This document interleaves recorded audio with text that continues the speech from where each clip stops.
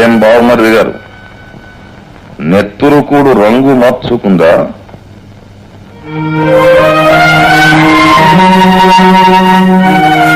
రక్తదానం చేసేటప్పుడు ఒకే గ్రూప్ రక్తం దానం చేయాలి. ఇప్పుడు ఈ డబ్బందుకోబోయేవాడికి కూడా మీ గ్రూప్ రక్తమే బావగారు. పేద ప్రజల ప్రతినిధికి సుస్వాగతం. రాజధాని నగరం నుంచి ప్రజా సమస్యను పరిష్కరించడానికి వచ్చిన మంత్రిని రహదారి బంగళాలో నిద్రపుచ్చి పంపేసిన ఘనత వహించిన ఎమ్మెల్యే గారికి నమస్కారం. కోళాలు ఎందుకు లేవా? వేళాకోళం కాదు, సూటిగా అడుగుతున్నాను.